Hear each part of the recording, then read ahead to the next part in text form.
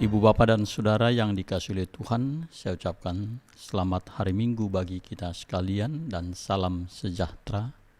Kita tetap patut bersyukur kepada Tuhan yang tetap setia memelihara kehidupan kita, walaupun kita masih menjalani masa-masa sulit seperti saat ini dalam menjalani masa lockdown.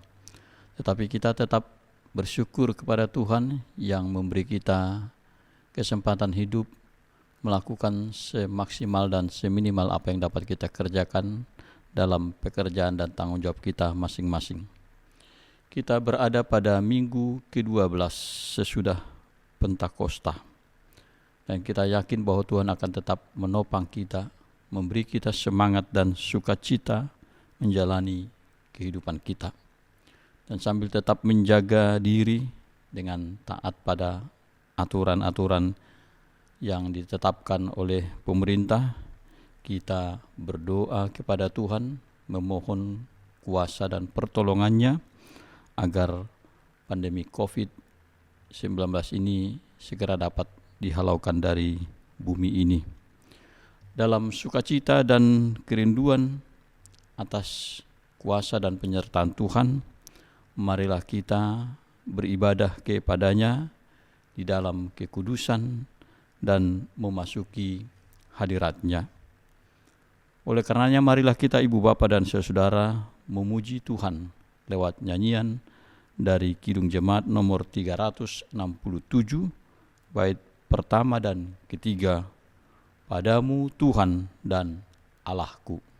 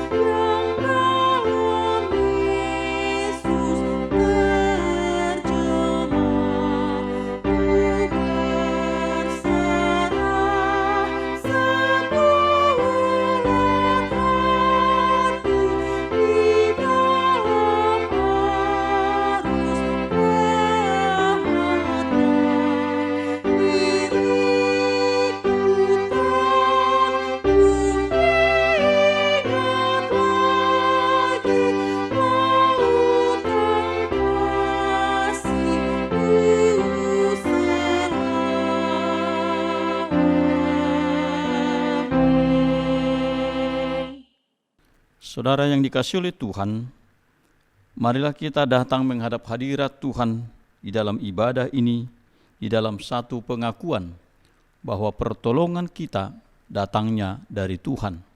Dia yang menjadikan langit dan bumi dan yang memelihara kasih setianya secara turun-temurun dan tiada pernah meninggalkan perbuatan tangannya. Turunlah kiranya atas diri saudara-saudara sekalian anugerah Tuhan kita Yesus Kristus, kasih setia dari Allah Bapa, dan persekutuan di dalam kuasa Rohul Kudus-Nya. Amin. Kita sambut dengan haleluya.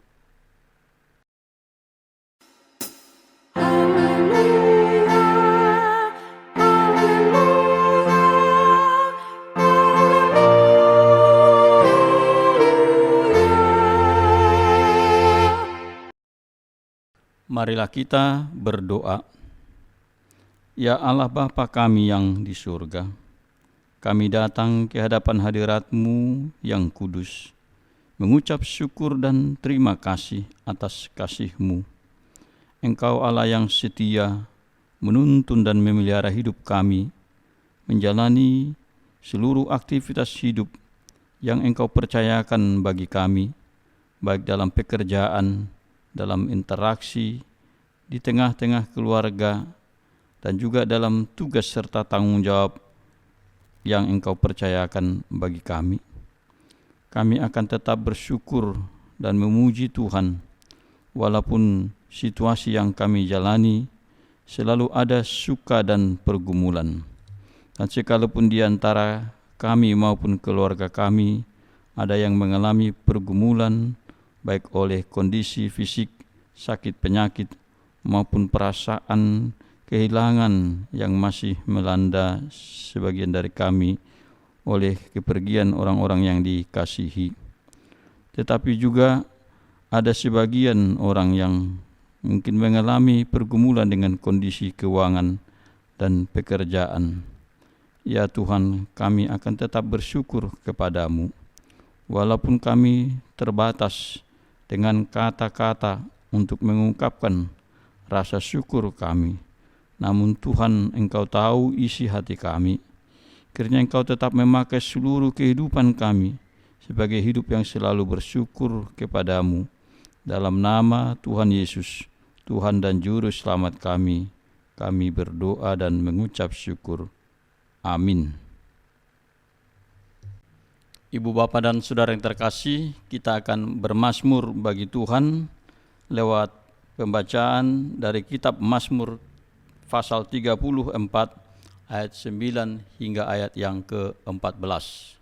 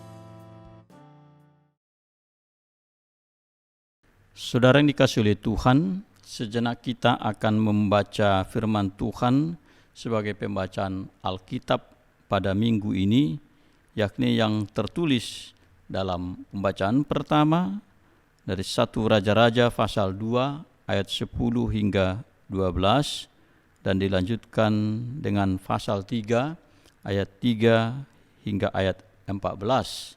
Dan pembacaan kedua diambil dari Injil Yohanes, yakni Yohanes pasal 6 ayat 51 hingga ayat 58.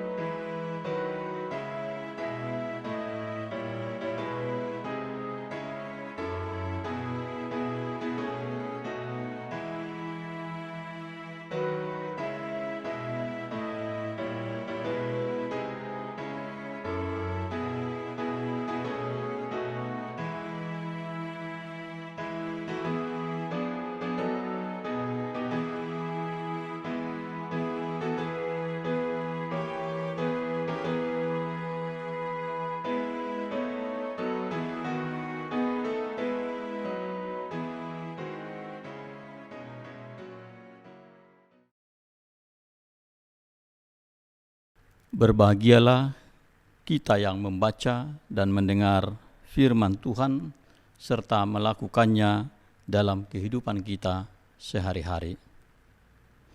Saudara yang dikasihi oleh Tuhan, untuk menyambut pemberitaan firman Tuhan, marilah kita mempersiapkan hati kita dengan memuji Tuhan dari Nyanyikanlah Kidung Baru nomor 162, bait yang pertama dan ketiga, meskipun di dalam lembah.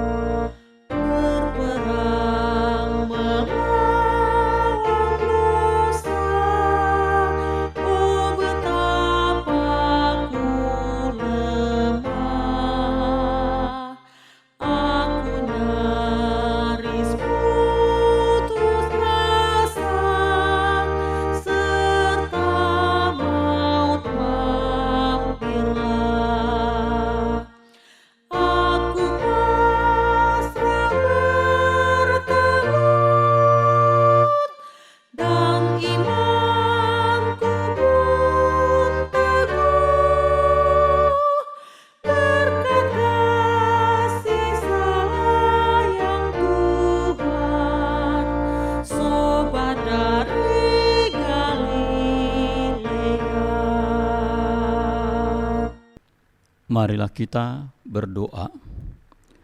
Damai sejahtera Allah yang melampaui segala akal, kiranya memelihara hati dan pikiran kita semua dalam Kristus Yesus Tuhan kita. Amin. Ibu bapa dan saudara-saudara yang terkasih, firman Tuhan yang menjadi dasar perenungan kita pada saat ini di minggu ke-12 setelah Pentakosta, tertulis dalam surat Paulus kepada jemaat Efesus, yakni Efesus pasal 5 ayat 15 hingga 21. Marilah kita mendengarkan firman Tuhan ini di tengah-tengah kita. Karena itu, perhatikanlah dengan saksama bagaimana kamu hidup. Jangan seperti orang bebal, tetapi seperti orang arif.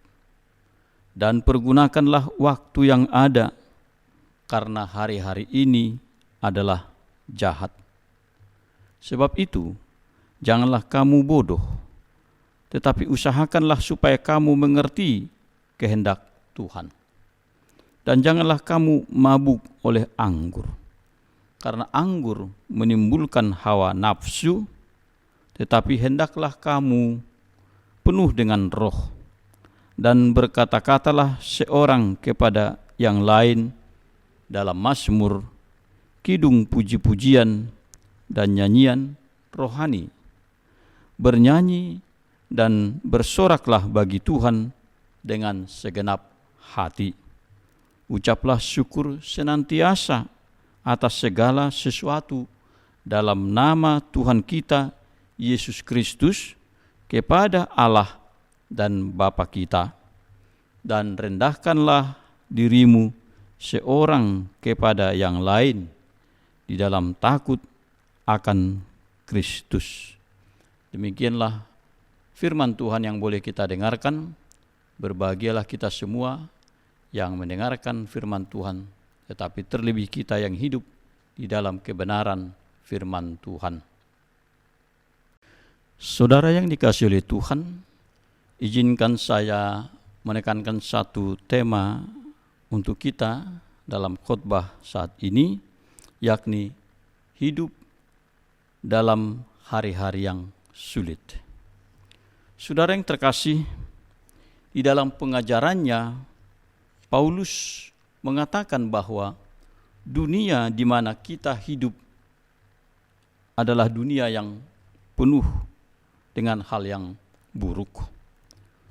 Bukan karena dunia ini diciptakan buruk, tetapi karena kuasa-kuasa dunia dan kecenderungan perilaku manusia yang hidup di dalamnya dari hari ke hari semakin buruk. Itu sebabnya ia menganjurkan agar orang percaya hidup dengan penuh hikmat dan menegaskannya lagi, dan pergunakanlah waktu yang ada karena hari-hari ini adalah jahat. Ayat 16. Orang berhikmat akan selalu terlihat dalam gambaran bagaimana seseorang itu, bagaimana mereka mempergunakan waktu, yakni dalam menata seluruh aktivitas dan pekerjaannya. Dan kita boleh membandingkan juga misalnya bagaimana penulis Amsal menasihatkan kepada orang-orang di sekitarnya, "Hai pemalas, pergilah kepada semut, perhatikanlah lakunya dan jadilah bijak." Dalam Amsal 6 ayat 6. Ia menganjurkan bahwa manusia pun perlu belajar kepada hewan seperti semut. Ibu bapak dan saudara yang terkasih, waktu adalah pemberian Tuhan yang sangat berharga, di mana ketika Tuhan menciptakan manusia, ia juga menempatkan manusia itu di dalam ruang dan waktu atau space and time. Namun demikian, dimensi ruang dan waktu bagi Sang Pencipta tentulah berbeda dengan ruang dan waktu bagi ciptaannya seperti kita manusia. Karena Tuhan memiliki ruang dan waktu yang tidak terbatas, infinity, karena dialah yang menciptakannya. Sementara bagi manusia dan ciptaan lainnya, ruang dan waktu itu terbatas dan akan ada akhirnya. Kalau kita misalnya memperhatikan atau mengalami kepergian dari orang-orang yang kita kasihi, sering sekali mengagetkan bagi kita tanpa kita duga, dan kita merasa ternyata waktunya untuk menjalani hidup di dunia telah berakhir. Nah, Paulus mengatakan seperti ini, pergunakanlah waktu yang ada. Dan pada bagian lain, pengkhotbah juga mengungkapkan hal bahwa untuk segala sesuatu ada waktunya. Atau selengkapnya kalau kita baca dalam kitab Pengkhotbah pasal yang ketiga ayat 1 dan 2, dia katakan, untuk segala sesuatu ada masanya. Untuk apapun di bawah langit ada waktunya. Ada waktu untuk lahir, ada waktu untuk meninggal, ada waktu untuk menanam, ada waktu untuk mencabut yang ditanam. Dan manusia, ibu bapa dan saudara, hidup dalam kurun waktu yang terbatas itu, dan waktu yang sesungguhnya berharga dan bermanfaat, dan semua itu hanya akan didapatkan bila kita menggunakannya dengan berhikmat. Nah, bila Paulus berkata bahwa hari-hari ini adalah jahat, maka selain itu juga kita manusia yang hidup di dalam waktu tersebut, waktu yang terbatas kita lalui itu juga berhadapan dengan berbagai kesulitan, kelemahan, dan sakit penyakit. Kalau kita baca misalnya pemazmur dengan jelas mengatakan akan hal ini. Masa hidup kami 70 tahun, dan jika kami kuat 80 tahun, dan kebanggaannya adalah kesukaran dan penderitaan, sebab berlalunya buru-buru dan kami melayang lenyap. Mazmur 90 ayat 10. Ibu bapak dan saudara yang terkasih, Paulus lebih menegaskan lagi dalam nasihatnya. Kalau kita baca kembali ayat 17, sebab itu janganlah kamu bodoh, tetapi usahakanlah supaya kamu mengerti kehendak Tuhan. Paulus di sini menghubungkan sikap orang yang berhikmat dengan pengertian akan kehendak Tuhan sebagai hal yang tidak bisa dipisahkan. Artinya bahwa orang yang berhikmat itu akan dengan sendirinya mengerti apa yang menjadi kehendak Tuhan. Dan hal ini juga mengingatkan kita akan pandangan umat Israel bahwa pengertian dan hikmat itu selalu dikaitkan dengan takut akan Tuhan. Penulis Amsal misalnya mengatakan permulaan hikmat adalah takut akan Tuhan, dan mengenal yang Maha Kudus adalah pengertian, dalam Amsal 9 ayat 10.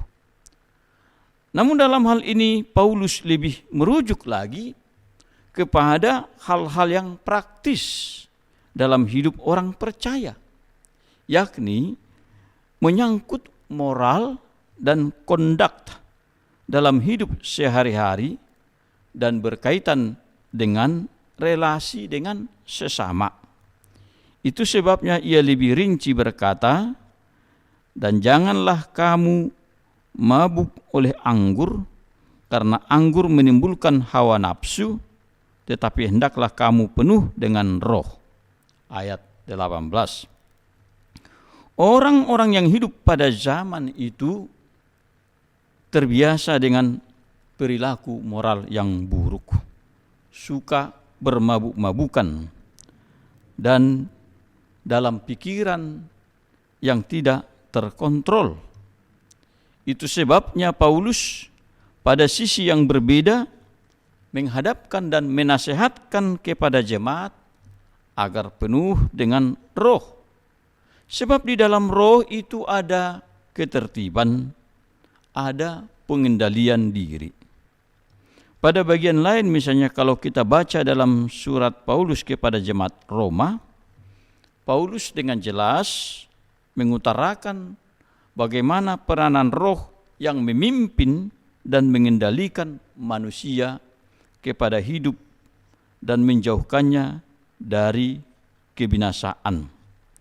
Ia berkata, sebab jika kamu hidup menurut daging, kamu akan mati. Tetapi jika oleh roh kamu mematikan perbuatan-perbuatan tubuhmu, kamu akan hidup. Dalam Roma 8 ayat 13.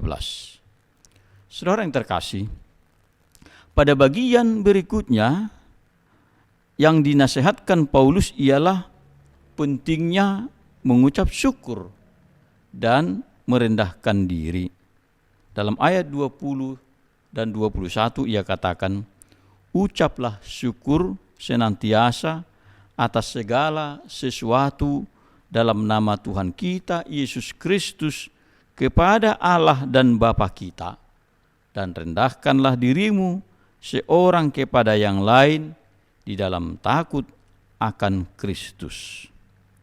Perlu kita cermati ibu bapak dan saudara bahwa Paulus menggunakan kata senantiasa. Senantiasa dalam mengucap syukur.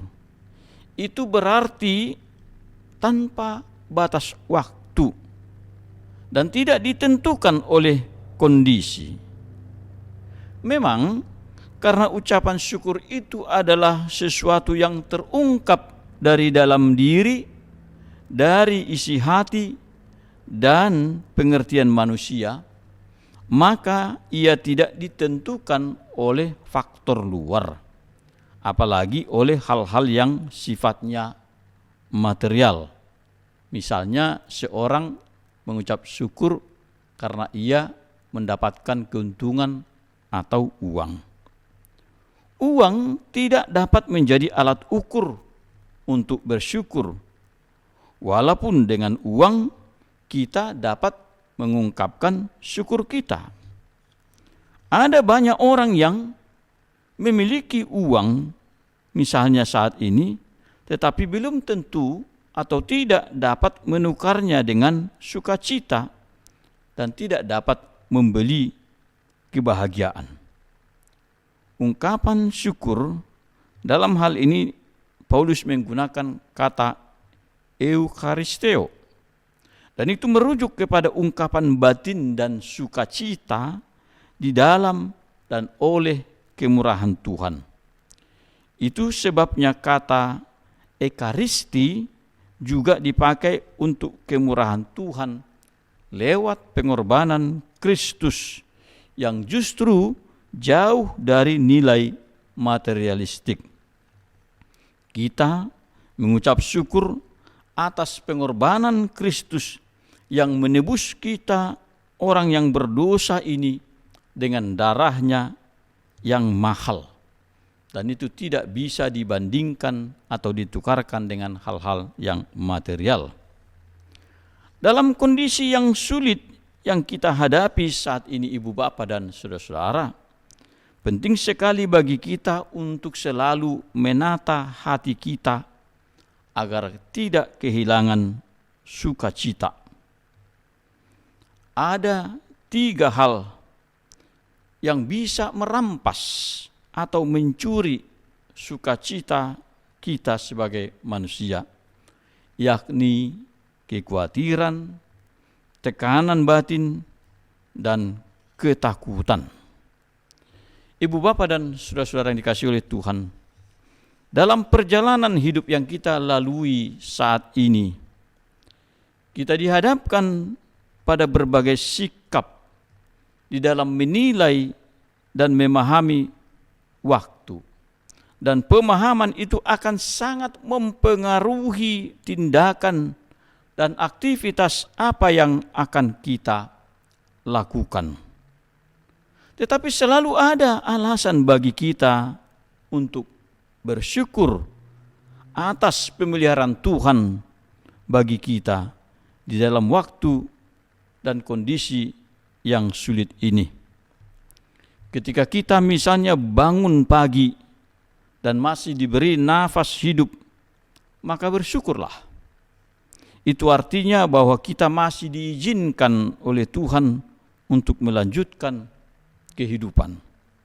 Ketika kita berada dalam situasi yang tidak pasti, dalam ancaman virus yang tidak terdeteksi, namun kita masih diberi kesehatan, maka bersyukurlah. Atau bahkan bagi orang yang terpapar, tapi kemudian dia bisa survive dan kembali pulih, tentulah harus bersyukur kepada Tuhan.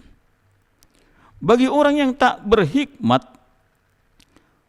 maka mungkin mereka akan menjalani waktu dengan kebosanan, terlebih dalam konteks kita misalnya yang mengalami situasi lockdown.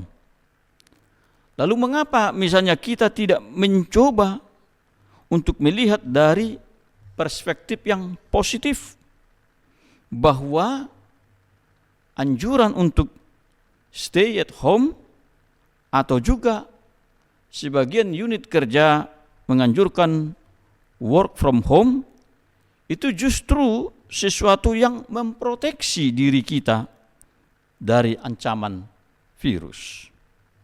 Bukankah misalnya akan lebih bosan bagi seseorang bila ia harus berbaring di rumah sakit karena sakit, sedangkan mereka yang di rumah sakit pun masih mampu bersyukur karena mereka mendapatkan perawatan.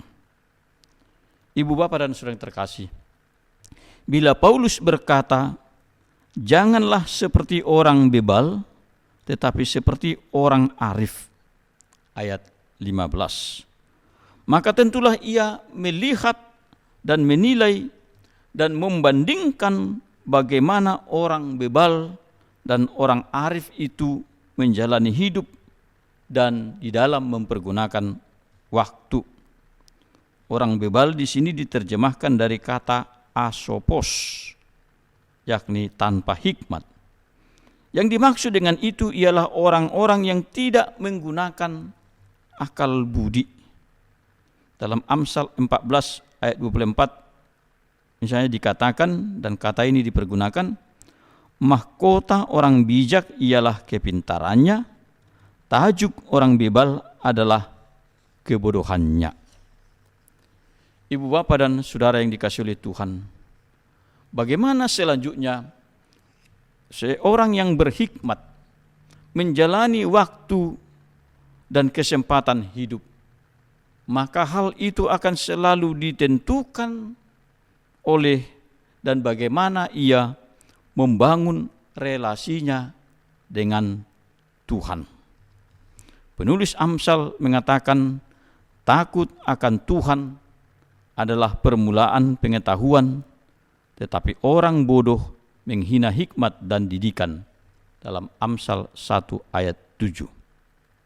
Lebih daripada itu, hikmat dari Tuhan akan selalu membentengi diri seseorang dengan moral dan perilaku etis yang benar.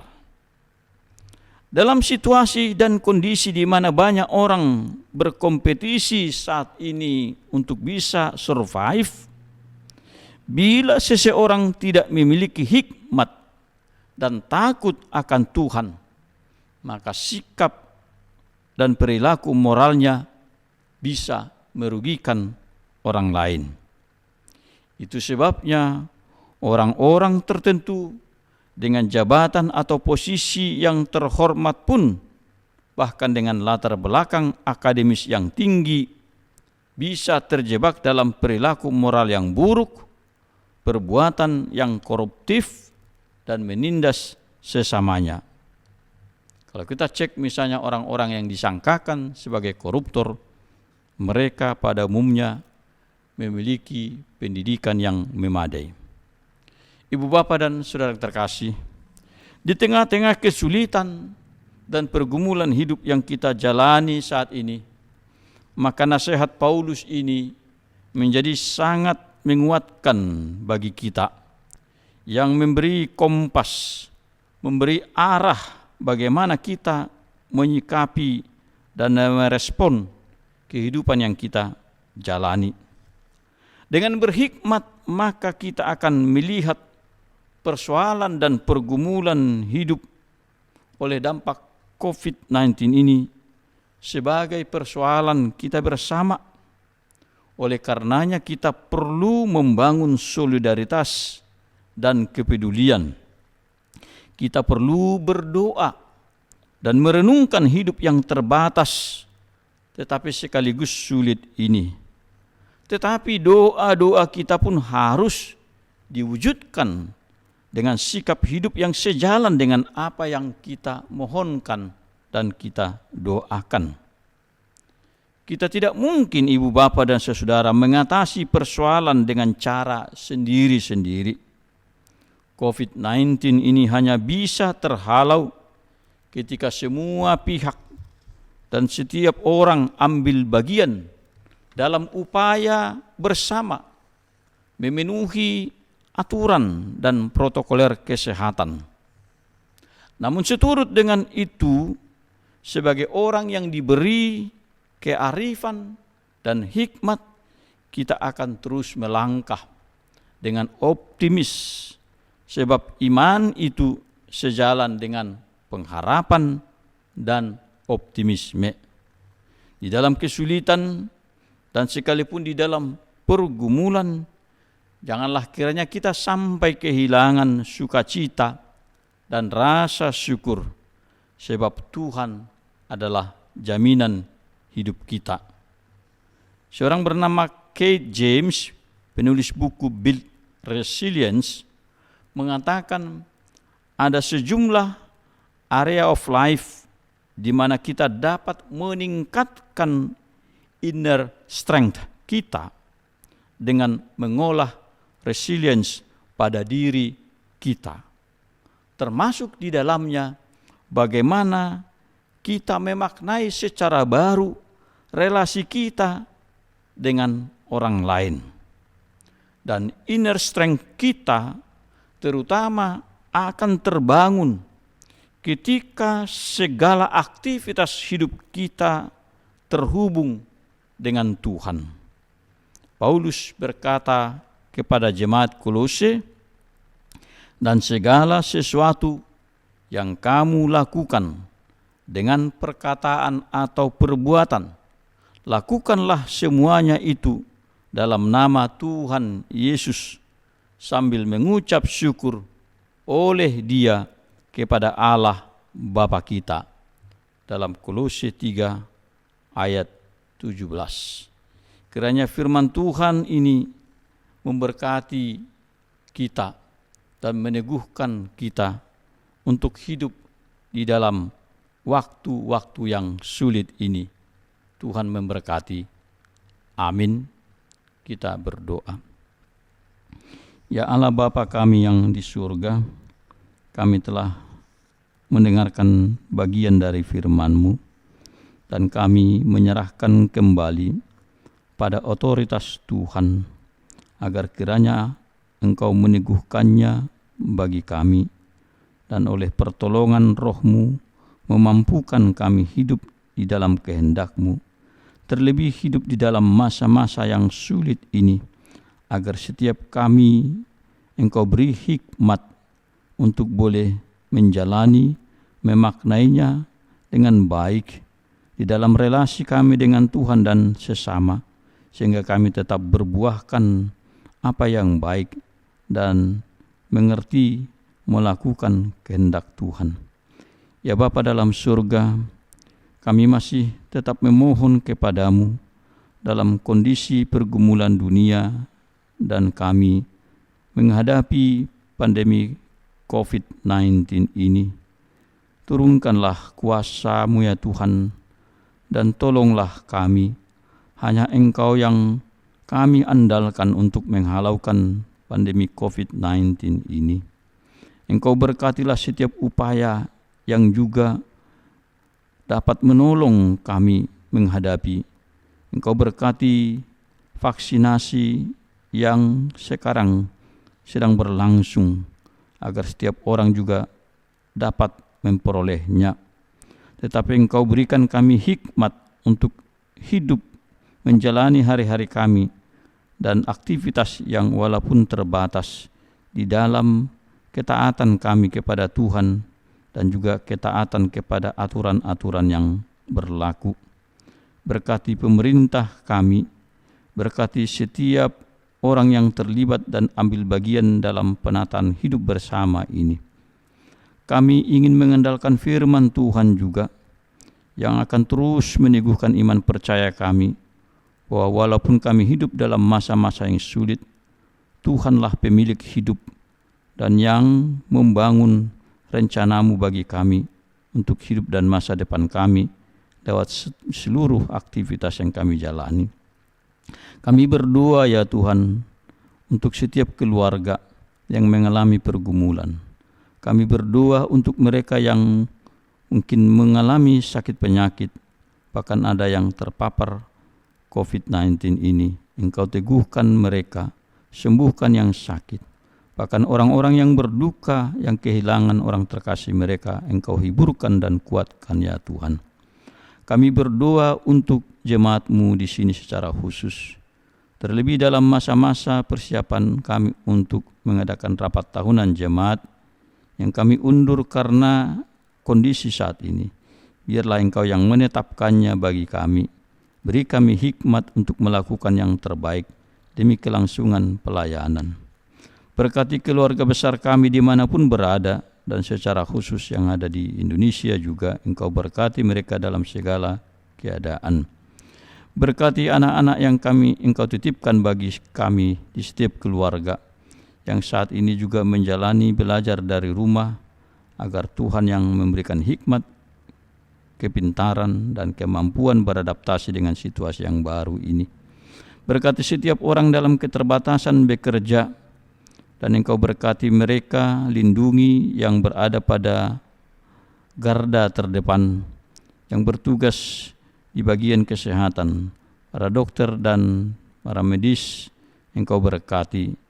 Bahkan juga orang-orang yang harus bekerja walaupun dengan resiko akan ada COVID-19. Lindungilah mereka. Terima kasih ya Tuhan.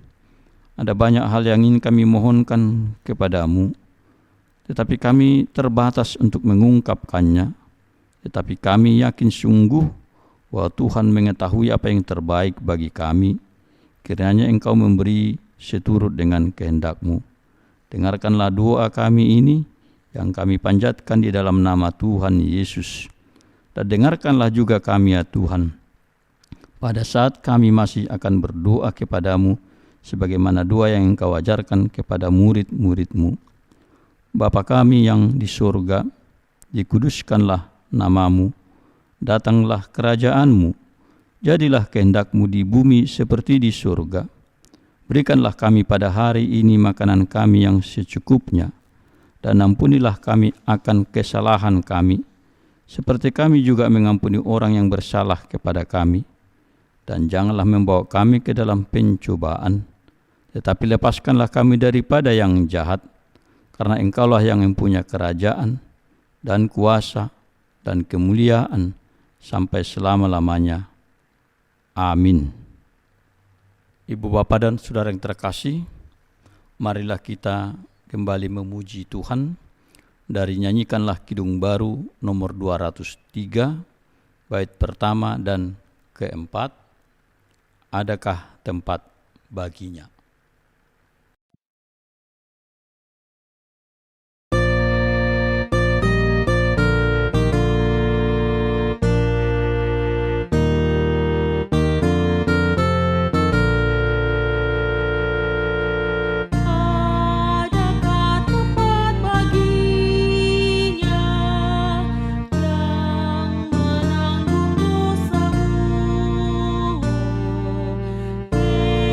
Yesus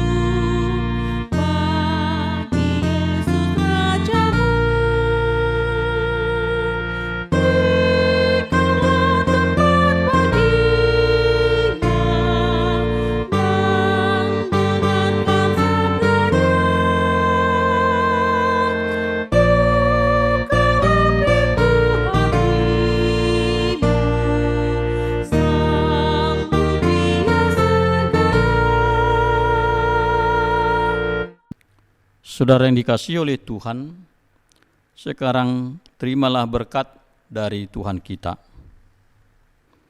Tuhan memberkati dan melindungi engkau. Tuhan menyinarkan wajahnya kepadamu dan memberikan engkau kasih karunia. Tuhan menghadapkan wajahnya kepadamu dan memberikan engkau damai sejahtera. Amin.